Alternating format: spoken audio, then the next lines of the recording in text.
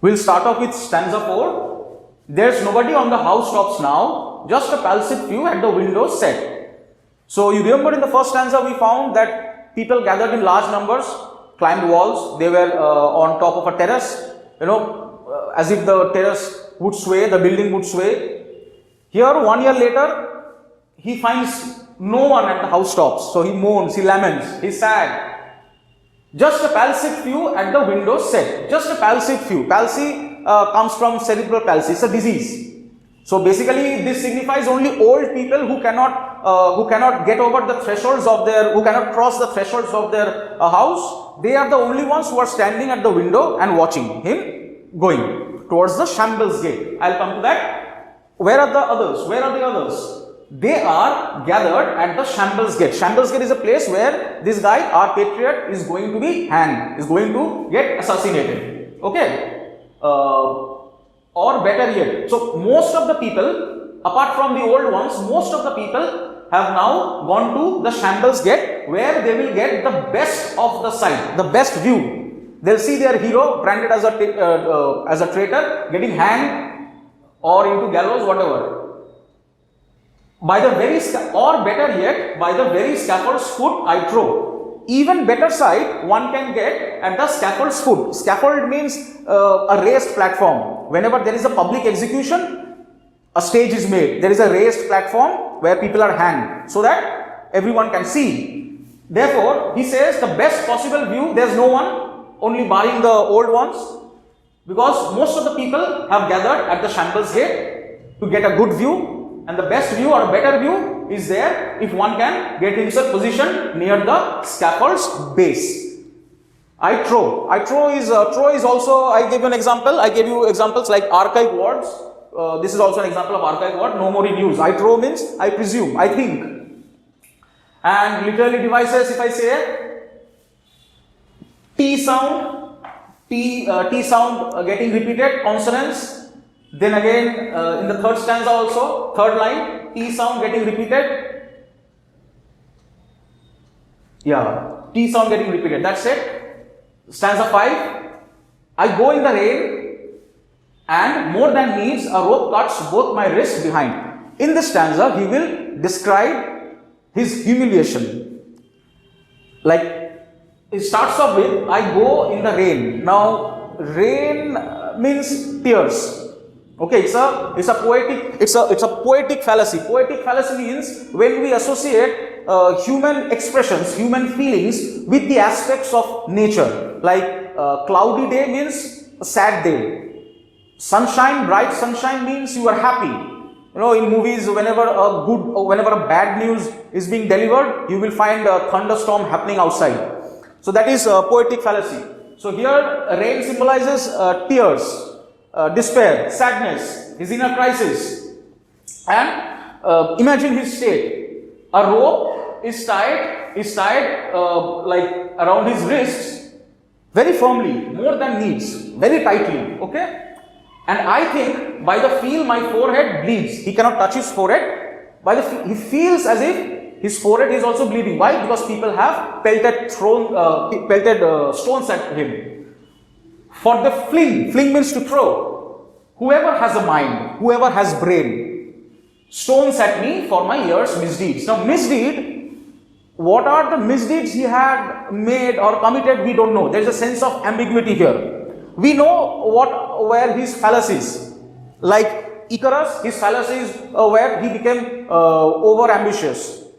Okay, he believed too much.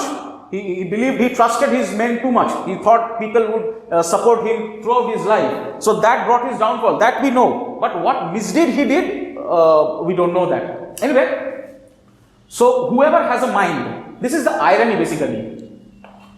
Whoever has a mind means whoever has a brain. As I said, people use their brains, their discretion, their judgment to appoint him as a patriot and through roses, myrtile. Here roses, myrtle is replaced by stones thrown by the same people. So this is the irony.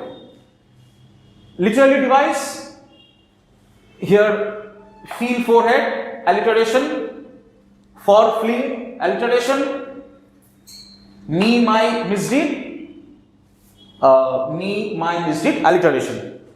The final stanza.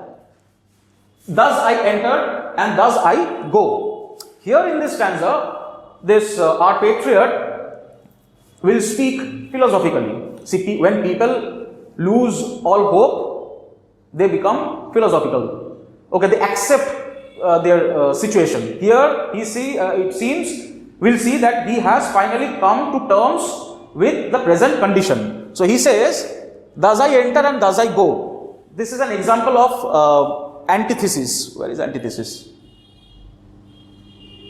This is an example of antithesis.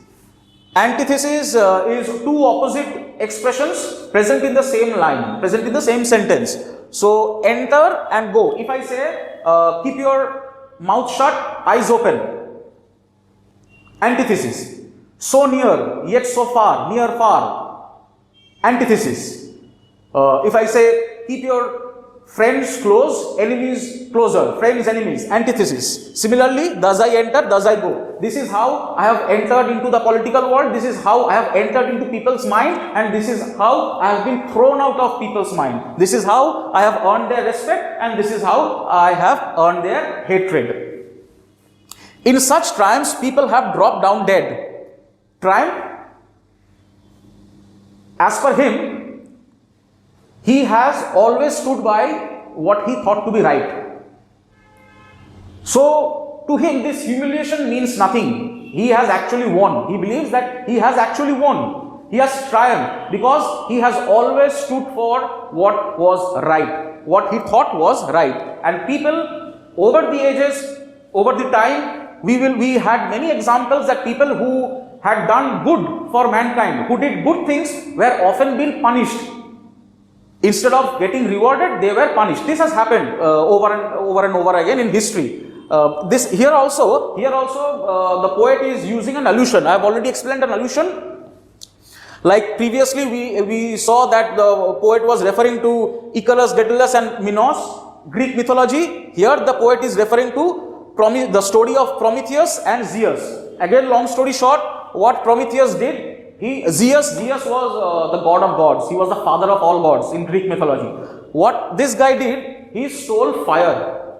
He stole fire from Zeus only to give it to the humankind, the human beings, to mankind. So he did a good thing. He stole, of course, but he did a good thing. He gave it to the mankind. Now this guy was punished by Zeus. So similarly, he tried to do good things for the people, but ultimately he was punished for it.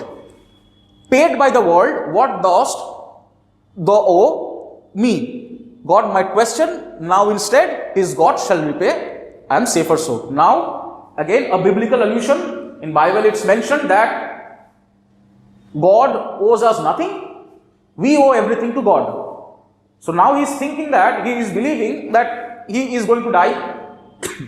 He'll meet God sooner or later. God will not give him punishment anymore, because as per him, God will say that you have already been punished. Your sins have already been washed away. There's no more punishment left for you. The worldly people already have punished you. So after punishment, what happens? What lies ahead? Heaven. So he feels safer. He thinks that the world could not give him fair judgment, but he expects that God knows everything. God will give him a fair judgment and God will not punish him anymore. Later on, he will be sent to heaven. So he therefore feels safer. Here, lastly, what I would like to include is what we found in this poem, that there is a single speaker, the Patriot. Silence audience, we are the silence audience. We get an insight into the character of our hero or the protagonist, the main character. We get an insight into his character, whether he was good, whether he was bad, what he did. Okay?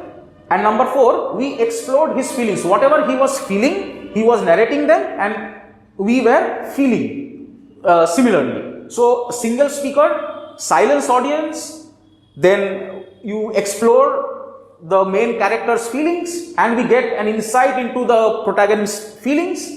All these, if you find in one poem, that will be termed as a dramatic monologue.